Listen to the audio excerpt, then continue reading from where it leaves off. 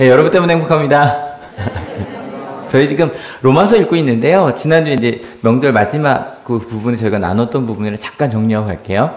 로마서 누가 썼다? 바울이 썼다. 그래서 바울이 썼는데, 바울이 로마서를 쓸 때 실은 자기가 나는 누구다라고 이야기를 하는데, 누구다라고 이야기했던 게 실은 나는 누구다? 종이다. 또 난 누구다? 사도다. 특별히 그 사도라는 말은 메신저란 뜻이고, 그 중에서도 특별히 이방인을 위해 따로 부름받은 난 사도다 라는 게 이제 바울의 고백이었다. 그래서 우리도 그렇게 고백했으면 좋겠다는 이야기를 했었고요. 두 번째, 로마서는 누구에게 보낸 편지다? 로마교회 보낸 편지고, 그래서 로마교회는 좀 특이한 게 믿음이 아주 소문난 교회였음에도 불구하고 실은 알려진 게 아무것도 없는, 어떻게 생겼는지도 모르고 실은 무슨 칭찬, 무슨 소문이 났는지도 몰라요. 네, 그런 곳이었고, 근데 좀 특이한 게 상황상 이방인 그리스도인들이 많았던 곳이다. 실은 그럼 이제 오늘은 로마서를 누가 썼고 누가 받았는지 지난주에 이야기를 했으니 오늘은 사람들에 대한 이야기를 좀 해보려고 합니다. 어떤 사람들이냐면 그 당시 로마 사람들에 대한 이야기입니다. 한 1세기 중반 정도 되는. 근데 로마는 아마 보면 아시겠지만 그냥 이탈리아의 수도죠. 저도 꼭 가보고 싶은 곳 중에 하나인데 로마 가려고 준비를 다 했는데 지한이가 생겨서 못 갔거든요. 저희가 나중에 꼭 한번 지한이랑 로마 한번 가자 뭐 그러고 있는데, 이탈리아의 수도이고요. 근데 그 당시에는 수도가 아니라 로마 제국이라는 그 나라 이름이었습니다. 실은 이 지도가 딱 눈에 들어오시면 세계 지도를 되게 좋아하신 분일 건데, 여기는 아프리카 북부, 그다음에 유럽 거의 전체, 영국까지, 그리고 이쪽으로는 거의 이란, 이라크 지역까지 거의 다. 이 지역을 다 점령했던 굉장히 큰 세계 제국이었습니다. 그래서 그 당시에 이 팍스 로마나라는 얘기를 이제 라틴어요. 가끔 하는데 그 이유가 로마의 평화라는 게 보통 이제 1대 황제가 아우구스투스거든요. 그 사람 이름 중에 시저가 들어가고요. 근데 이 아우구스투스 때부터 시작해서 한 BC 27년경부터 AD 180년경까지 그 한 200년 동안 전쟁이 별로 없었다. 그래서 평화로웠다라는 말로 이제 팍스 로마나라고 이야기를 하는데, 실은 전쟁이 없었던 이유는 당연히 아닙니다. 이미 로마가 전쟁을 다 했어요. 전쟁을 다 하고 다 점령을 해버렸기 때문에 함부로 덤빌 수 없었고, 실제로 그 가운데 국지전들은 많았어요. 가장 대표적인 게 실은 유대의 항쟁이었고 70년에. 하여간 아무튼 그래도 큰 자기들끼리 붙지 못하는 거예요. 이미 로마가 너무 무서우니까. 그걸 팍스 로마나라고 부릅니다.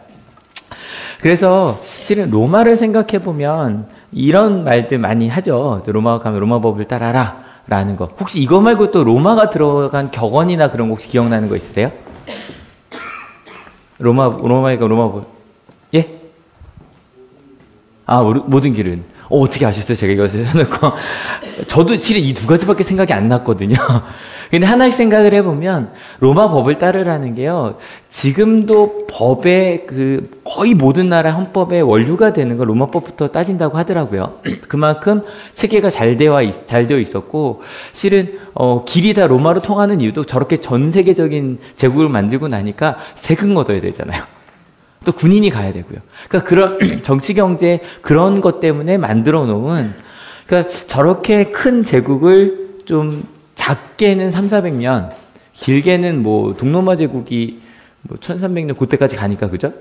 전 연도에 좀 자신이 없어요. 그러니까 1000년대까지 가니까 그렇게 길게 있을 수 있었던 이유가 이런 것들이 확고했던 거죠. 그래서 로마 시민이라고 해서 그 사도행전 할 때 기억나실 거예요. 바울이 어디 로마 시민을 재판도 없이 이렇게 때리냐, 뭐 이렇게 막 항의했던, 깜짝 놀랐던, 그럴 정도로 최소한 로마 시민은 어느 나라에 있든지 지금처럼 재판을 받기 전에 억울한 형벌을 받지 않을 수 있는, 어찌 보면 시민권이라고 하기 너무 소수이긴 하지만 그런 것들을 확립했던 게 로마였단 말이에요. 그런 로마에 교회가 있었단 말이에요. 어떻게 생긴지 모르지만. 생각해 보세요. 이방인의 사도로 부르심을 받은 바울이 이방인 중심의 교회가 있다는 거예요.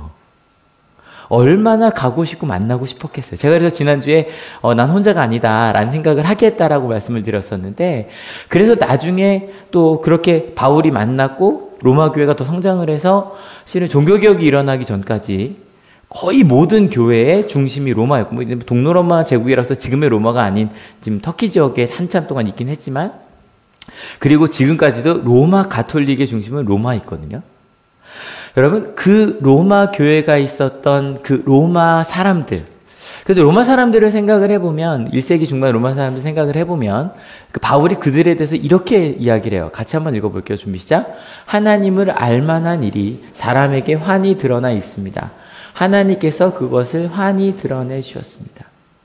그 로마 사람들에게 이야기하는데, 하나님을 알만한 일들이 사람들에게 알려졌는데, 그것도 그냥 알려진 정도가 아니라 환히 드러나 있다는 거예요. 여러분, 이건 절대 유대인에게 하는 말 아니에요. 로마인들에게, 성경을 아는 사람들도 아니에요. 그러니까 하나님을 전혀 모를 것 같은 로마 사람들에게 하나님께서 반복이나 환이라고 이야기하면서 밝혀주셨다는 거예요. 하나님을 아는 일을. 여러분, 도대체 이게 무슨 얘기일까요? 무슨 얘기일까요? 성경을 통하지 않고도 하나님을 알 수 있다? 실은 그 얘기거든요. 그 얘기거든요. 그럼 이게 뭔지 그 다음 주를 한번 같이 읽어볼게요. 준비 시작. 이 세상 창조 때부터 하나님의 보이지 않는 속성, 곧 그분의 영원하신 능력과 신성은 사람이 그 지으신 만물을 보고서 깨닫게 되어 있습니다. 그러므로 사람들은 핑계를 댈 수가 없습니다. 그러니까 성경을 몰랐어요, 로마 사람들은. 그런데도 하나님의 보이지 않는 그 거룩함, 하나님의 마음, 하나님의 나라, 그런 새로운 질서를 그냥 그가 지으신, 하나님이 창조하신 세상만 봐도 깨달을 수밖에 없다는 거예요. 여러분, 바울이 이 글을 쓴 거 지금 이걸 누가 읽고 있어요? 로마 교인들이 읽고 있으니까 그들에게 쓴 거예요. 근데 여러분, 이거를 잘 이해하셔야 돼요. 왜냐하면 성경에 하나님을 믿지 않는 사람들에 대해서 이렇게 좀 이방 사람들에서 이렇게 쓴 게 거의 없어요. 왜냐면 그들에게 쓸 일이 없거든요. 다 믿는 사람들에게만 썼지 믿지 않는 사람들을 대상으로 이야기할 이유가 없었거든요. 근데 이 로마서 자체는 지난주 말씀 기억하시면 바울이 가자는 교회예요. 바울이 만나지 않는 사람에게 내가 믿는 나의 하나님과 내가 믿는 그 고백을 써야 되기 때문에 다른 데 쓰지 않는 이야기들이 담겨져 있어요. 그래서 실은 이게 굉장히 영향력 있는 서신서가 될 수밖에 없는 거예요. 그럼 여러분, 이 얘기는 뭘까? 한번 천천히 생각해 봅시다. 일단 로마 제국 전에 이거는 제가 툭툭 역사 이야기를 툭툭 하긴 하는데, 로마 제국 이전에 그 지역을 다스렸던 제국을 무슨 제국이라고 혹시 부르는지 아시죠?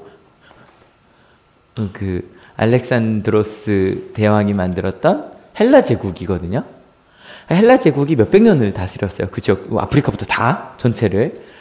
그러면 그 헬라 제국 하면은 알렉산더 대왕인데 보통 그냥 그 나라 이름으로 부르는 게 맞죠? 알렉산드로스 대제인데, 그 사람은 그리스 사람이라 그러기는 좀 기분 나빠할 수도 있어요. 왜냐면 마케도니아 사람이거든요.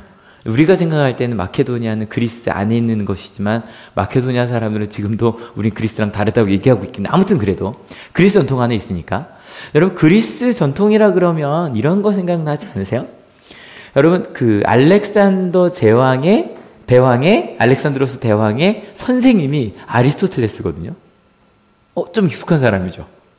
아리스토텔레스의 스승이 누구죠? 소크라테스예요. 소크라테스의 두 제자, 가장 큰 두 제자가 하나가 플라톤, 하나가 아리스토텔레스거든요. 소크라테스가 시작한 그리스 철학을 두 개 흐름으로 지금도 실은 그 두 개 흐름으로 철학을 해석하려고 하는데, 그 유명한 아리스토텔레스가 알렉산드로스 대왕의 개인 교사였어요. 그래서 둘에 대한 이야기가 지금 많이 기록이 되어 있어요. 그래서 헬라 제국이 그 전 세계라고 할 때는 아시아를 빼긴 하는데, 그러니까 자기들은 그게 전 세계인 줄 알았으니까. 그때는 이 그리스 철학이라는 게 그 지역 전체를 영향을 갈 수밖에 없었어요. 여러분, 그 철학이라는 거 다른 거 아니에요. 변하지 않는 진리를 찾는 거예요. 우리가 가장 따라가야 될 때에 따라 달라지는 것이 아니라 진짜 중요한 것이 무엇인가를 묻는 게 철학이에요. 진리를 묻는 게. 그래서 여러분, 이 글들이 대부분 헬라어, 지금으로 보면 그리스 말이거든요. 고대 그리스어로 쓰여져 있어요. 그래서 그 당시에 예수님 당시도 그렇고 신약 성경도 헬라어로 쓰여져 있어요. 그러니까 지금은 영어를 알면 전 세계 어딜 다니나 한국, 중국, 일본 말고는 대화가 다 된다면서요. 전 세계에서 영어로 대화 안 되는 세 가지 민족이 한국, 중국, 일본이라고 이제 그런 얘기를 농담처럼 하는 얘기인데, 근데 그만큼 그 당시는 헬라어로, 그러니까 로마가 그 전체를 다스렸지만 공용어는 헬라어였어요. 이해가 되시죠? 그만큼 그리스 철학이라는 거, 그 진리를 묻고 그런 그리스 철학이 가득 찬 곳에 로마 제국이 세워진 거예요. 그러니까 로마 제국은 그 그리스 철학 위에 자기네만의 강한 군대로 이렇게 점령을 하다 보니까 다스리기 위해서 여러 가지 법과 제도를 만들어냈죠. 그리고 법치주의라는 걸 만들어냈고, 로마법이라는 걸 만들어냈고, 뭐 나중에 황제주의로 넘어가긴 하지만, 그래서 그들의 그 말은 라틴어였어요. 갑자기 세계사 공부하는 것 같으시죠? 그래서 좀 지나갈게요. 그래서 이 라틴어가요, 헬라어 이후에 공용어가 돼요. 심지어는 언제까지냐면요, 1500년대까지예요. 그래서 1500년대 마틴 루터가 종교개혁을 할 때 라틴어로밖에 번역이 안 돼 있었어요, 성경이. 그리고 심지어는요, 한 100년 전까지만 해도 전 세계에 있는 모든 성당에서는 라틴어로 미사를 드렸어요. 근데 이게 문제가 되는 게 라틴어를 몰라요. 일반 백성들이. 심지어 누구도? 신부님들도. 그래서 그게 문제가 됐어요. 그래서 마틴 루터가 제일 먼저 한 게 독일어로 성경 번역하는 거였거든요. 근데 아무튼 그렇게 뭐라 그럴까요? 그 이 두 가지를 그 서양 문화의 두 축이라고 이야기를 하거든요. 저희는 보통 그리스 로마 하면 신화를 얘기 많이 하지만 실제로 뭐 문화적인 면에서는 영향력을 끼칠지 모르겠지만 지금의 현대 세계를 만든 가장 중요한 건 그리스 철학과 로마의 정치였어요. 두 기둥으로까지 이야기를 합니다. 여러분 이곳에 그러니까 뭐라 그럴까요? 심지어는 과학도 철학에서 나온 건 아시죠? 과학사를 배우면 수학사도 피타고라스부터 시작하잖아요. 그것도 사실은 철학 속에서 나온 뭐 종교라고도 할 수 있는. 그래서 그런 모든 과학과 심지어 신학까지도 이것에 굉장히 큰 영향을 받으면서 성장해 갔거든요. 여러분 생각해 보세요. 그런 로마, 그러니까 시골도 아니고 로마, 그 모든 최고의 문화의 정점에 있었던 로마 사람들한테 얘기하는 거예요. 창조 때로부터 이야기한 그런 하나님 나라의 그 놀라운 비밀들, 가치들, 그런 철학과 그런 것들을 정치 문화 같은 걸 너희는 알 수밖에 없지 않냐. 알 수밖에 없지 않냐. 지금 그 얘기를 하고 있는 거예요. 그 여러분 한번 생각해 보세요. 로마가 이렇게 철학도 융성하고 그리고 정치도 융성했으니 로마는 위대했겠죠? 그런데요. 그 당시 로마가 어땠는지 이렇게 기록합니다. 같이 읽어볼게요. 준비 시작. 사람들은 하나님을 알면서도 하나님을 하나님으로 영화롭게 해드리거나 감사를 드리기는커녕 오히려 생각이 허망해져서 그들의 지각 없는 마음이 어두워졌습니다. 사람들은 스스로 지혜가 있다고 주장하지만 실상은 어리석은 사람이 되었습니다. 근데 여러분 이 21절 얘기는 꼭 우리 얘기 같지 않으세요? 근데 우리 얘기는 아니에요. 그리스도인 뭐 로마 교회 사람들 얘기일 수도 있겠지만 실은 우리 모두를 이야기하는 거예요. 하나님을 알 수 있다. 뭐가 잘못된지 알 수 있다. 여러분 사랑이 좋아요? 미움이 좋아요? 사랑이 좋아요. 대놓고 미움이 좋다는 사람들이 있을까요? 행복한 게 싫으신 분 손 들어보세요. 내가 이렇게 사는 이유는 행복한 게 싫어서다. 아무도 없다니까요. 누구나 행복하고 싶고 그런 것이 여러분 봐요.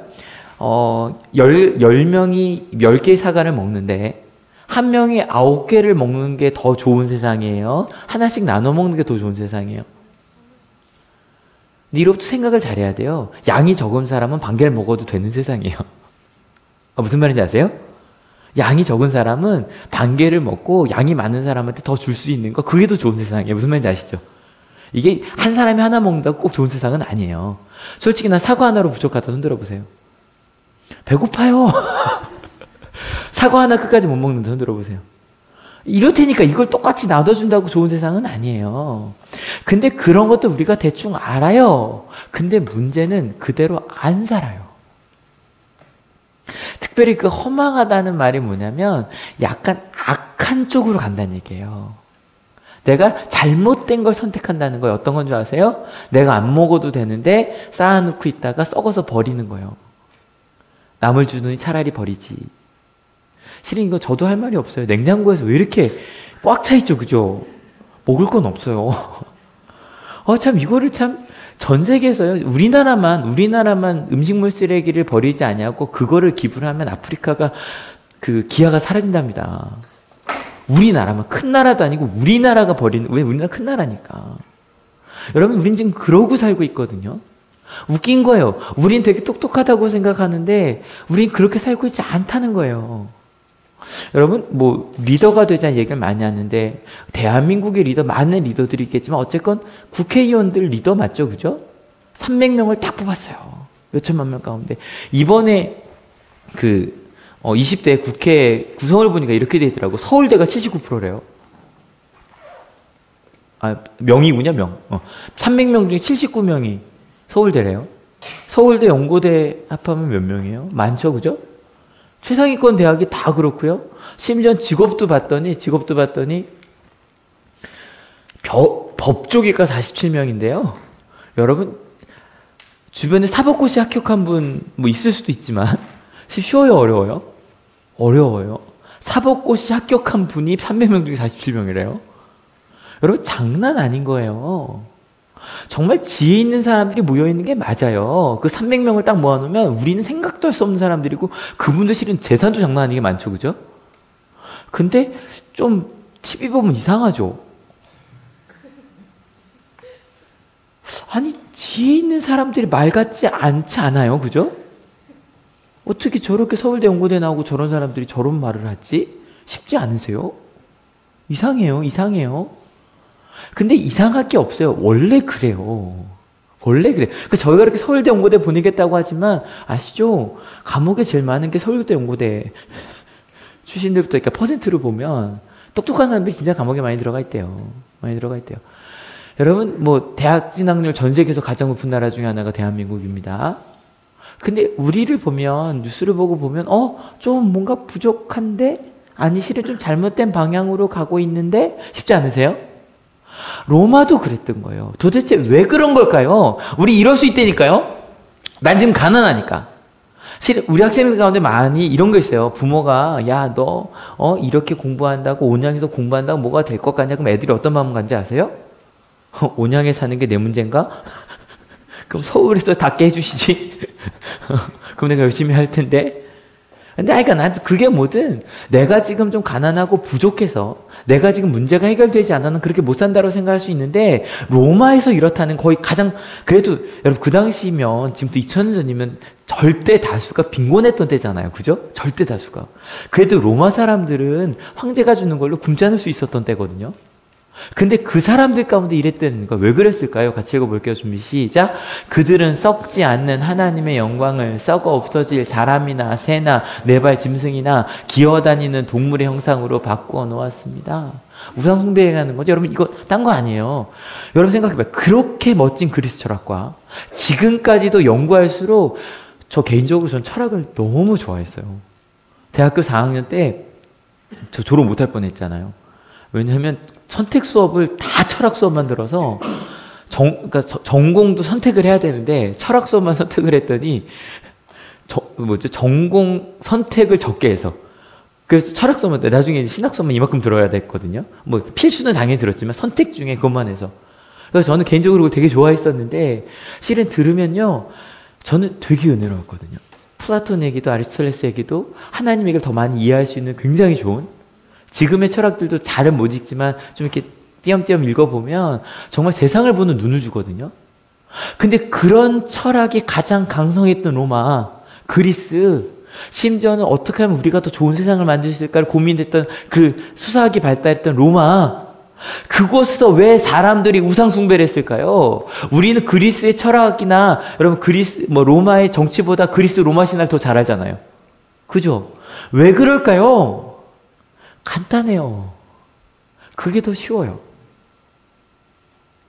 진리가 뭔지를 묻고 옳은 길 가려고 노력하는 것보다 그냥 내가 제사를 드리고, 여러분 솔직히 뭐 독수리 영상 하나 해놓고, 황제의 마크 중에 하나가 독수리였습니다. 해놓고 나서 거기한테, 아니면 뭐라 그럴까요? 제우스나 뭐 이런 거 갖다 놓고 거기다가 이렇게 빌면서 뭐 제사 드리고 나 대학 붙게 해달라고, 여러분 그게 하나님께서 나를 이곳에 보내셨다고 믿고 최선을 다하여 공부하는 것보다 더 쉽다니까요. 무슨 말인지 아세요? 그래서 그 모든 사람들이 그 길을 선택을 하고 가고 있었던 거예요. 더 읽어볼까요? 준비 시작. 사람들은 하나님의 진리를 거짓으로 바꾸고 창조주 대신에 피조물을 숭배하고 섬겼습니다. 하나님은 영원히 찬송을 받으실 분이십니다. 아멘. 실은 남 얘기하려는 거예요. 하나님의 진리를 거짓으로. 철학을 아는 사람들도, 그렇게 서울대 연고대를 나오고 뭐가 진리인지 고민했던 분들도 딱 정치인이 되는 순간에 몸싸움부터 배우시는 것 같아요. 그죠? 뭐가 옳은지보다 누구의 이익이 더 중요하냐로 완전히 바뀌어버리는 거예요. 여러분, 우상숭배라는 건 딴 것 아니에요. 하나님의 진리보다 나의 이익이 더 중요해지는 순간에 그건 다 우상숭배거든요. 그건 다 우상숭배거든요. 여러분, 꼭 이거 2000년 전 얘기만은 아니죠. 우리의 이야기예요. 하나님께서 원하시는 진리보다 내게 유리하고 편한 것을 찾는 것. 사람들이 그렇게 갔던 거예요. 여러분, 500년 전에 종교개혁이 왜 일어났게요? 교회도 그 길로 자꾸 갔거든요. 요즘에 마음이 좀 복잡해요. 진짜로. 지금만 이렇게 종교개혁이 일어나면 어디서 일어나야 되는가? 실은 우리부터 아닐까요? 우리부터. 그리고 나서 로마도 그랬죠. 로마도. 그 훌륭한 나라였던 로마도. 여러분, 진짜 그때가 가장 평화로웠을까요? 아니거든요. 더 읽어볼까요? 준비 시작. 또한 남자들도 이와 같이 여자와의 바른 관계를 버리고 서로 욕정에 불탔으며 남자가 남자와 더불어 부끄러운 짓을 하게 되었습니다. 그래서 그들은 그 잘못에 마땅한 대가를 스스로 받았습니다. 요즘에 여기저기서 제일 많이 인용되고 있는 구절 중에 하나인데, 되게 오해되고 있는 구절 중에 하나인데, 여러분, 이 얘기가 무슨 얘기인 것 같으세요? 이 얘기가 무슨 얘기인 것 같으세요? 이 얘기예요. 일단 로마는 그래도 위대한 나라긴 합니다. 위대한 나라긴 합니다. 이 사람이 아우구스투스고요. 그다음에 두 번째 왕이었던 티베리우스, 그다음이 칼리굴라, 그다음에 클라우디우스, 그다음에 이 사람이 네로거든요. 이게 순서대로 이제 5대 황제까지 제가 보여드렸습니다. 근데 여러분, 여기서 잘 안 들어본 이름들이 있으실 거예요. 다 어색한가요? 다 어색한가요? 네로는 이제 딴 의미로 좀 익숙하고, 그죠? 칼리굴라라는 이름을 아시는 분. 칼리굴라. 당연히 권사님은 아시겠죠. 칼리굴라 아시는 분. 들어본 적 있다. 이 이름을. 영화로 나왔었어요. 80년대, 70년대. 근데 19금이라 보시면 안 돼요. 근데 왜 19금으로 나오냐면요. 이 칼리굴라랑 네로가요, 역사에서 지워진 사람들이에요. 왜냐면 이 두 사람이 지나고 나서 이 사람이 이제 악행 때문에 로마에서 가장 큰 벌이요, 그 사람을 지우는 벌이래요. 역사를 다 지우는 거예요. 어떤 일 했었는지. 근데 워낙 야사로 남아있는 거죠, 다. 이 두 사람 이야기는. 특별히 칼리굴라는 지금 바울 시대가 네로 시대거든요. 그 네로가 악행을 막 시작하거나, 어쨌든 네로한테 죽으니까 바울은. 그러니까 지금 이 사람이 얘기하는 이 부분이 칼리굴라 얘기인데, 이 칼리굴라 얘기를 제가 여기서 무슨 일을 했는지 옮길 수가 없어요. 고사님 맞죠? 얘기를 다 가서 검색해 보시면 어떡하지? 옮길 수가 없어요. 그래도 여기 중등부 이상 오니까, 그래도 못하겠는데요? 무슨 얘기를 해야 되려나? 그 중에서 할 수 있는 얘기가 뭐가 있을까? 근데 실은 여러분이 여기서 이제 오해하는 게, 여기서 남자가 남자와 더불어라고 할 때, 그러니까 이 얘기 정도는 할 수 있을 것 같네요. 이 앞에 남자는 힘 센 남자예요. 예를 들면 칼리굴라예요. 뒤에 있는 남자는 특별히 누구냐면 미소년들, 아주 10대의 소년들 혹은 노예들이에요. 노예 남자예요. 이게 왜 그랬냐면, 여러분, 그리스 로마 이렇게 흉상 같은 거 책에 나오잖아요. 나오면 발가벗고 있는 게 남자예요, 여자예요? 대부분? 남자예요. 대부분 남자예요. 오히려 여자들은 거의 옷을 입고 있어요. 그 이유가 그 당시에 완전한 존재는 남자라고 믿었어요. 그래서 힘 있는 사람은 내가 함부로 할 수 있는 약한 남자를 데려다가 그런 짓을 한 거예요. 폭행이죠. 뭐 소크라테스 시절부터 그랬어요. 나이 많은 사람이 남자를 미소년 10대를 데려다가 그런 나쁜 짓을 하는 거를 그게 더 나은 관계라고 믿었었어요. 칼리굴라 얘기는 이건 아무것도 아니에요. 이건 아주 일부분일 뿐이고 아무것도 아니에요. 전 말도 안 되는 짓을 한 사람이에요. 여러분 그 사람들이요. 그 사람들에서 칼리굴라가 뭐 독살당하나요? 장군한테 뭐 죽임당하죠? 실은 바울이 얘기했던 이 사람은 칼리굴라일 거라고 대부분 생각을 해요. 뭐 나중에 네로도 그렇게 죽임을 당했고, 우리가 보통 로마의 평화라고 하지만 실은 이거요, 비웃는 말이에요. 그게 평화야? 그게 평화야? 힘으로 누르는 게 평화야? 왜냐면 큰 전쟁은 없어도 그 안에 분명히 폭력과 억압이 끊임없이 있었고요. 그리고 실제로 네로의 박해는 별것도 아니에요. 네로 이후에 3명의 왕제가 진짜 엄청난 박해를 3번이나 하거든요. 내 생각과 다르면 싹 죽이자. 이게 칼리굴라 얘기 이 정도는 괜찮겠네요. 그 검투사 얘기 아시죠? 검투사. 이렇게 막 죽여라 이거 하잖아요. 가장 잔인하게 사람을 죽인 게 칼리굴라예요. 끊임없이 더 잔인하게 만들어냈고 사람들은 거기에 열광했어요. 웃긴 건 아까 그 5명의 황제 중에 그래도 괜찮은 일들을 한 나름 로마로 보면 뭐 클라우디우스나 그런 사람들이 있는데, 그 사람들은 제가 이번 찾아보내고 너무 재밌는 게 괜찮은 정책을 한 사람들은 로마 백성들에겐 별로 인기가 없었다 이러고 나오더라고요. 그러니까 웃긴 거예요. 지금 바울은 로마의 현실을 얘기하고 있는 거예요. 철학을 하면 뭐하냐? 법을 지금 논의하고 있으면 뭐하냐? 우리 그렇게 살고 있지 않지 않느냐? 여러분 이렇게 물으면 이때부터 우리는 되게 고민이 돼야 돼요. 왜냐면 하나님을 모르는 철학과 그걸로도 하나님의 나라와, 왜냐면 여러분 철학책 읽어보면 좋다니까요 진짜. 많은 보면 그래 이렇게 생각하면 참 마음 편안하겠다 싶은 것부터 시작해서 그래 이게 옳아라고 할 만한 것들이 많다니까요. 근데 그걸 통해 하나님의 나라를 만약에 알 수 있다면, 그러니까 하나님의 나라까지는 몰라도 하나님이 원하시는 이게 옳다는 것 정도는 알 수 있다면 저는 이걸 물어봐야 돼요. 그러면 하나님은 왜 그들이 그렇게 살도록 내버려 두셨는가를 물을 수 있어요. 만약에 그들이 하나님을 몰랐다면, 상관없는 얘기지만 그들도 하나님을 알 수 있다면 그들은 왜 그렇게 살아갔는가를 물어야 돼요. 맞죠? 거기에 대한 바울의 답입니다. 같이 읽어볼게요. 준비 시작. 그러므로 하나님께서는 사람들이 마음의 욕정대로 하도록 더러움에 그대로 내버려 두시니 서로의 몸을 욕되게 하였습니다. 26절. 이런 까닭에 하나님께서는 사람들을 부끄러운 정욕에 내버려 두셨습니다. 여자들은 남자와의 바른 관계를 바르지 못한 관계로 바꾸고, 이제 그 다음에 아까 그 얘기가 나오는 거거든요. 실은 3번이나 반복돼요. 한 번은 좀 이따 읽을 거예요. 더러움에 그대로 내버려 두셨다. 여기 내버려 두셨다는 게 무슨 뜻이냐면 이런 거예요. 그 당시 사람들은요, 강한 게 신의 뜻이라고 믿었어요. 그래서 로마가 강하니까 로마 황제가 최고 신 이거였어요. 큐티 하시죠? 이번 주에 나온 내용이 그런 거였거든요. 아시리아의 왕과 또 그 신하가 막 와서, 랍사게가 와서, 야! 우리가 힘이 센 건 하나님이 우리 도우셔서야. 네가 지금 믿는 그 신이 너희를 지킬 수 있을 것 같아? 우리 하나님 허락받고 왔으니까 항복해! 라고 예루살렘에 있는 그 히스기야 왕한테 막 하고 있는 부분이 이번 주에 나왔던 부분이거든요. 금요일까지, 토요일까지, 어저께까지 나왔던 부분이.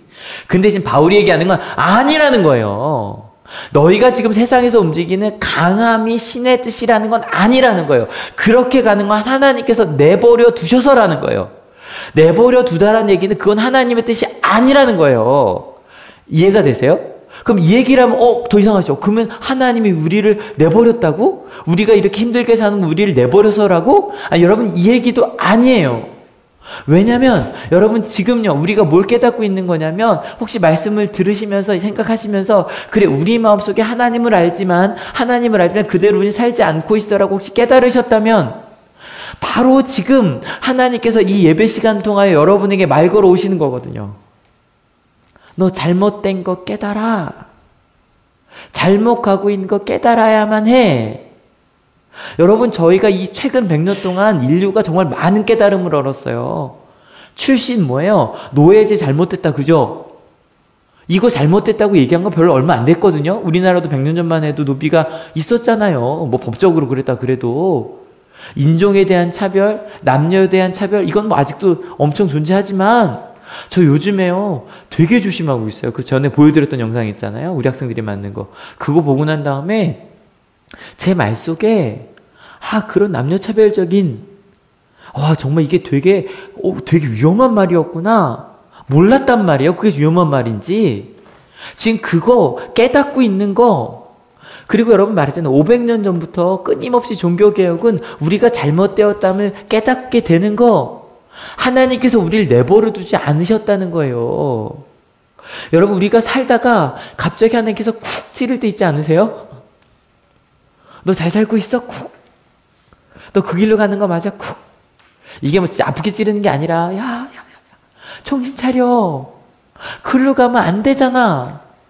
실은 예전에는요, 저는 기도하고, 진짜로, 고등학교 때 새벽 기도 갔다 와서 막 자랑하고 싶은 거예요. 내가 새벽 기도를 갔다 왔다고. 막 자랑하고 싶은, 통독하고, 내가 성경을 통독했다고, 이거 자랑하고 싶은 거예요. 여러분, 교회 처음 다니는 분들, 내가 주일날 이 시간에 안 자고 여기 앉아있다는 거 자랑스럽지 않으세요? 그럴 수 있어요. 근데 시간이 좀 지나고 나면 알아요. 그 시간이 내가 자랑할 시간이 아니라 하나님께서 나를 쿡 찌르시는.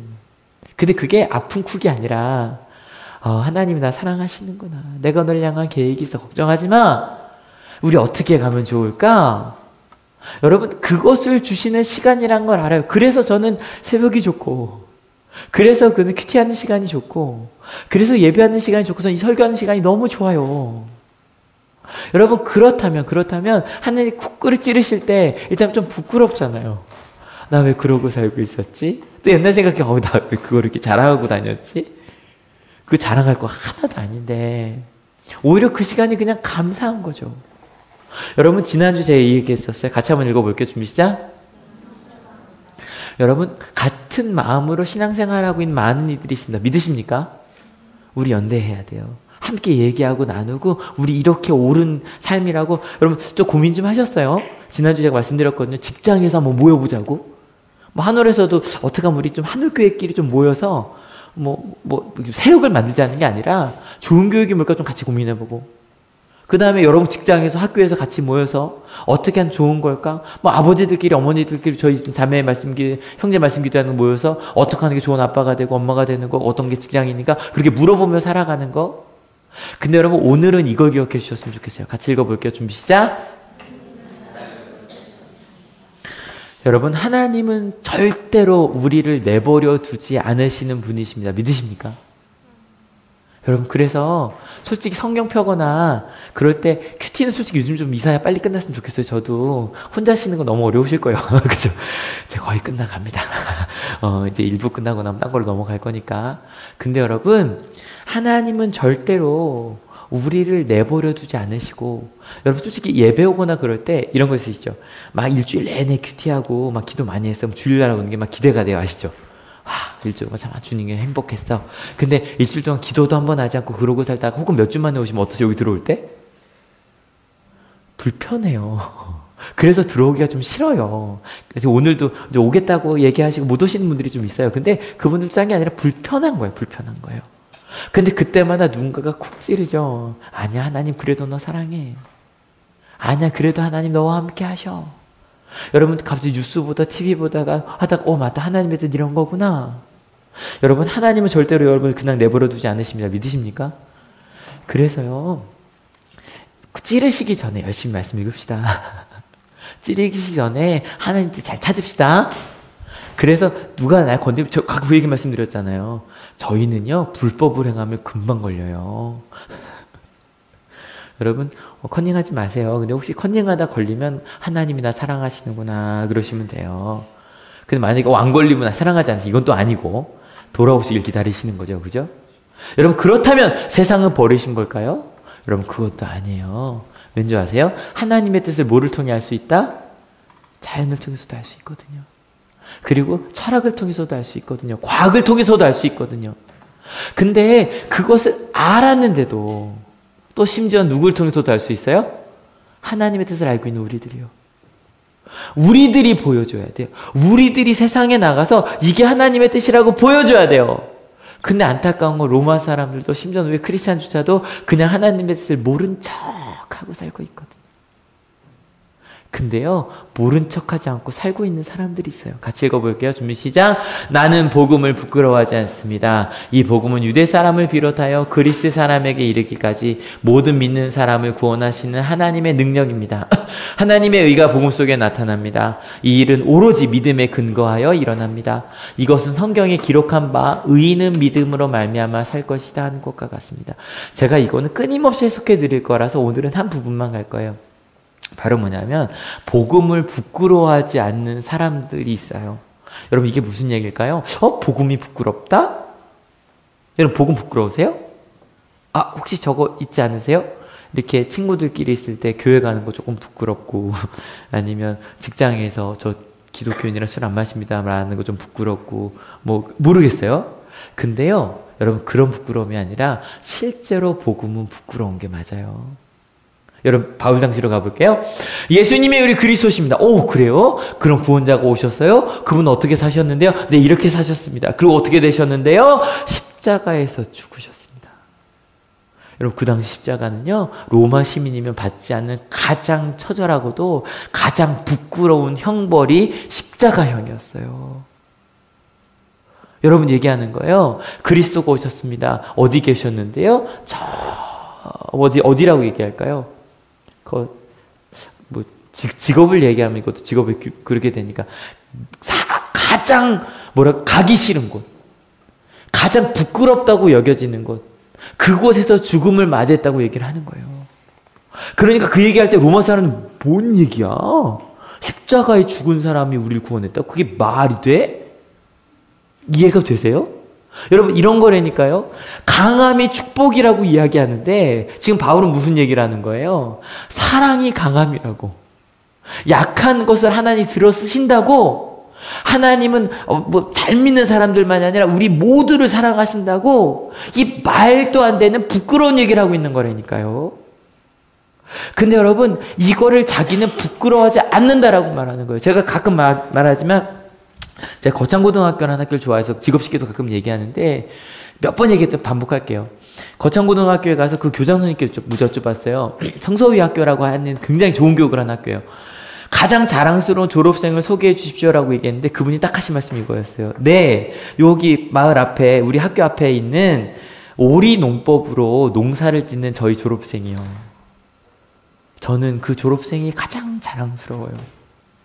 왜냐하면 내게 주신 사명 농사를 짓는데 이게 제가 그거 여쭤본 게 2001년이었어요. 제가 인터뷰 갔던 게 2001년에 아직 오리농법이 많이 퍼지기 전이에요.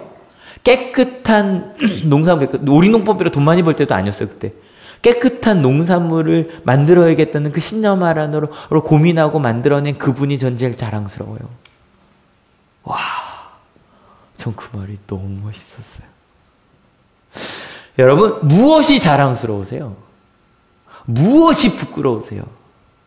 여러분 십자가를 자랑하는 우리가 되길 축원합니다. 아멘. 잘 안 나오죠? 다시 십자가를 자랑하는 우리가 됩시다. 십자가를 자랑하는, 그리고 강함을 부끄러워하는 저희가 되었으면 좋겠어요. 강함을 부끄러워하는, 내가 무언가 잘난 것처럼 말하는 게 부끄럽고, 왜냐면 다 하나님이 주신 건데 내가 이걸 어떻게 내가 자랑해. 근데 혹시 우리 강함을 자랑하고 십자가를 부끄러워한 것은 아니었을까? 어떠한 십자가요? 내가 먼저? 내가 먼저? 내가 먼저? 내가 먼저? 근데 여러분 이걸 좀 이번에 이렇게 합시다. 이렇게 어떻게 하냐면 우리가 먼저? 우리가 먼저? 우리가 먼저? 우리가 먼저? 그것을 자랑하는. 여러분 실은 제가 오늘 말씀을 준비하면서 사람들이라고 이야기하고 나서 실은 딱 둘로 나눠보려고 했었어요. 근데 조금 이제 제가 뭉뚱그려 가는데, 여러분 부끄러워하는 사람들이 있어요. 둘 중에 하나예요. 어떤 사람들은 십자가를 부끄러워하고 어떤 사람들은 강함을 부끄러워해요. 여러분은 뭐가 부끄러우세요? 여러분 무엇을 자랑스러워하세요? 십자가를 자랑스러워하세요? 강함을 자랑스러워하세요? 저는 우리 하늘교회 가족들이 너무 자랑스러워요. 뭐가 자랑스럽냐면 제가 가끔 이야기 나누는 여러분들이 따로 이야기하면서 학교에서 노력하는 이들이 학생들이 자랑스럽고, 청년으로서 노력하는 우리 청년들이 자랑스럽고, 또 직장인으로서 내가 크리스찬으로 어떤 직업인이 되어야 되는가 고민하는 여러분들이 자랑스러워요. 우리 목회자들이 자랑스러워요. 정말 바쁘게 대학원 공부하면서 일하면서 정말 열심히 시험 준비하면서 하고 있는 우리 목회자들이, 우리 장로님, 권사님, 집사님들이 자랑스러워요. 여러분, 한올교회는 뭐 교회 자랑할 거 없잖아요. 왜요? 교회가 없잖아요. 교회 건물이 없잖아요. 뭐 껏해야 저기 조그만 그죠? 운막 같은 거 하나, 그죠? 한 세. 그거 말고 저희 게 없어요. 여기 빌려 쓰는 거예요. 그거 자랑할 거 없잖아요. 대신에 하나님과 함께하는 사람들은 자랑할 만하잖아요.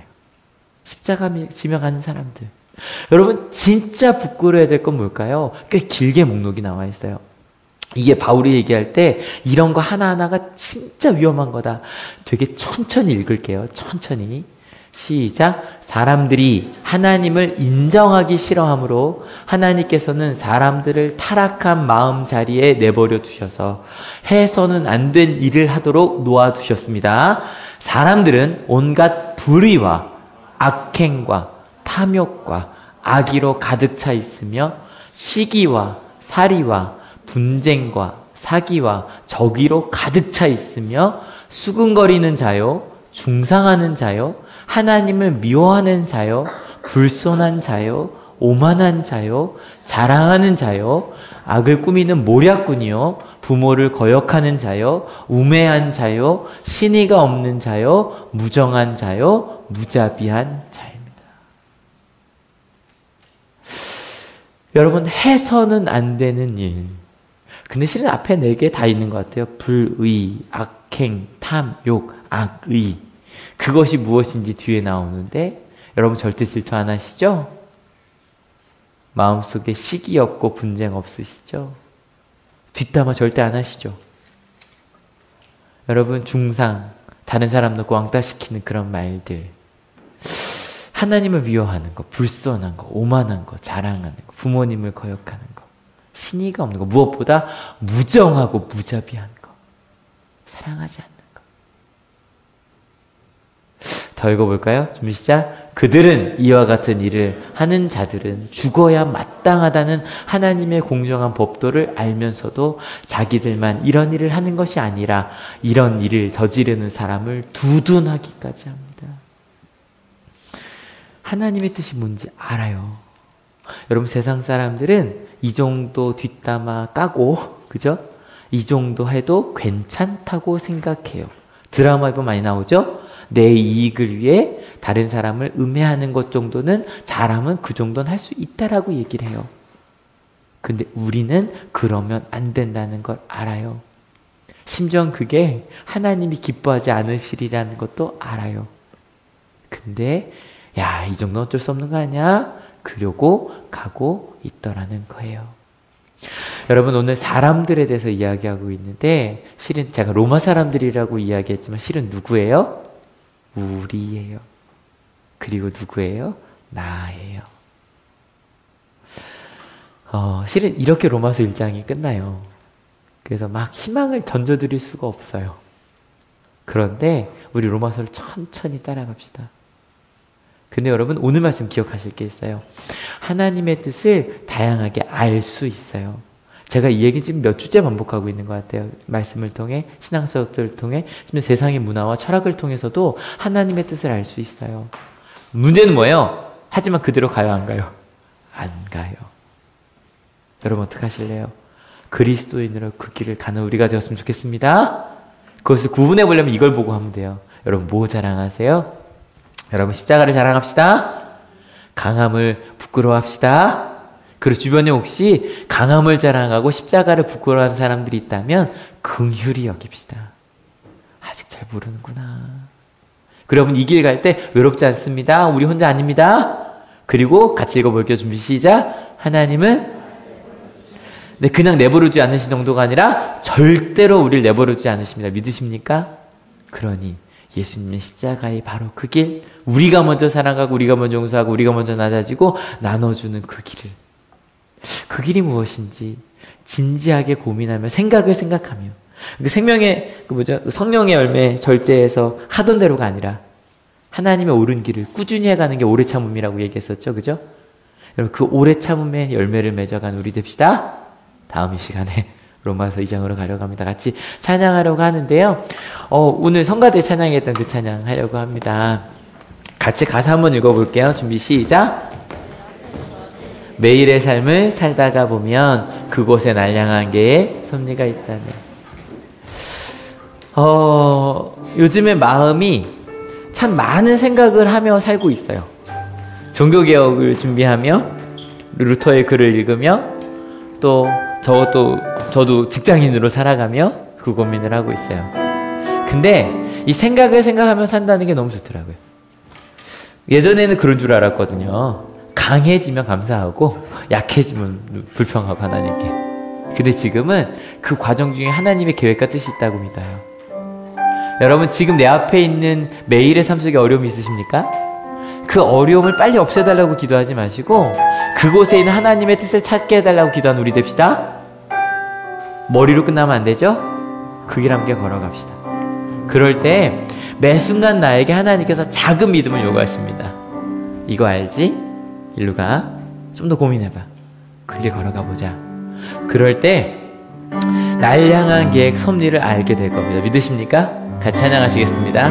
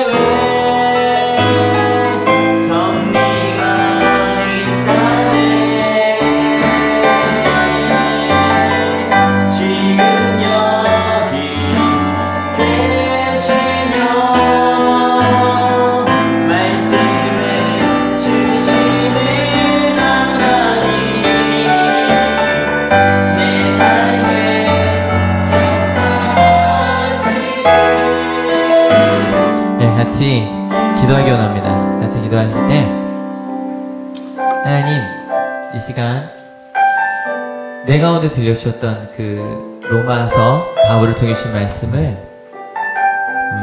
두려운 마음으로 들었습니다. 하나님의 길을 알면서도 뭐 그리스 로마 사람들이야 철학을 통해서 고민하고 알아야 되지만 저희는 이미 믿고 있잖아요. 알고 있잖아요. 그런데 우리가 가지 않는 그 길. 근데 하나님께서 우리에게 그래도 내가 너 사랑하는 거 알지? 그러니까 우리 다시 한번 가보자. 오늘 쿡 찌르셨죠? 우리 이제 고백할 때 하나님 저 이 복음을 부끄러워하지 않겠습니다. 강함이 하나님의 뜻이 아니라 축복이 아니라 사랑이, 낮아짐이, 약함이, 섬김이 하나님의 뜻이라는 이 놀라운 사실을 자랑하겠습니다. 그리고 강함은 감사하고 그리고 하나님 앞에 부끄러워하며 살겠습니다. 그 마음으로 그 길을 정신 차리게 하여 주셔서 감사하다고 깨닫게 하여 주셔서 감사하다고 그 길을 걷겠노라고 같이 기도하시겠습니다. 하나님 아시죠? 주님 아시죠? 우리 가운데 우리가 어느 길로 가야 되는지 어느 사랑 가운데 거해야 되는지 주님 보여주시죠. 주님 말씀하시죠. 우리 가운데 그 길 함께 걷게 하여 주셔서 우리가 걷고 가는 그 모든 것 가운데 하나님의 뜻이 하나님의 사랑이 그것임을 함께 믿음으로 가는 하나님 십자가를 부끄러워했음을 고백합니다. 이제는 십자가가 아니라 우리의 강함을 부끄러워하며 십자가를 자랑할 수 있는 그것이 얼마나 행복한지 삶으로 보여주는 우리 하늘교회가 될 수 있도록 주님 인도하여 주시옵소서. 주님 그렇게 함께하여 주실 것을 믿으니 그렇게 역사하여 주실 것을 믿으니 그렇게 우리를 통해 함께 일하실 것을 믿으니 그렇게 함께 걸어갈 수 있게 주님 인도하여 주시옵소서. 하나님, 부끄러웠습니다. 로마의 이야기가 아니었습니다. 칼리굴라의 이야기만이 아니었습니다. 우리의 이야기였습니다. 하나님 앞에 갈 수 없는 죄인지 알면서도 요즘 미워하며 판단하며 혐오하며 시기하며 질투하며 사랑이 아닌 길을 선택했던, 내 이익이 아니면 싸우려고 하고 내 이익을 위해서라면 하나님이 원치 않는 일도 눈 감고 갔던 우리의 모습을 깨닫게 하시니 감사합니다. 쿡 찔러주셔서 감사합니다. 그리고 이제 바울처럼 복음을 부끄러워하지 않는, 그 십자가를 부끄러워하지 않는 그 길에 다시 한번 저희가 도전하게 하시니 감사합니다. 매일의 삶을 살다 보면 주님의 길을 묻게 됩니다. 아니, 묻겠습니다. 그리고 그 길을 함께 걷겠습니다. 찾겠습니다. 도전하겠습니다. 연습하겠습니다. 성장하겠습니다. 그래서 우리 하늘교회 모든 하나님의 사람들을 통해 이루어질 그 하나님의 나라, 그 하나님의 놀라운 그 공동체를 꿈꾸게 하시니 감사합니다. 주님, 이 가운데 혹시 몸이 아프거나 마음이 아프거나 큰 슬픔을 당한 이들이 있습니까? 주님, 이 놀라운 비밀을 얘기해 주려고 합니다. 하나님은 무언가 잘하는 사람들, 강한 사람들만 품으시는 분이 아니라 우리 모두를 정말 우리 엄마 아빠처럼 꼭 품어주시고 사랑해 주시는 분이라는 것. 지혜 있고 똑똑하고 많이 갖고 교회를 열심히 다닌 사람들만이 아니라 우리 모두를 생명 다할 정도로 사랑하시는 분이시라는 것. 그것이 바로 나라는 것. 그것을 알게 하여 주시니 감사합니다. 그 사랑으로 서로를 위로하게 하시고 그 사랑으로 서로 함께 가는 우리 하늘교회가 되게 하실 줄 믿습니다. 하나님, 그 마음으로 그 길을 가겠다고 결단하는 하나님의 귀한 자녀들, 우리 모두의 머리 위에 예수 그리스도의 사랑과 하나님의 은혜와 성령 하나님의 인도하심이 지금으로부터 영원토록 함께 하옵시기를 간절히 축원하옵나이다. 아멘. 네, 하나님께 감사의 박수 같이 드립니다.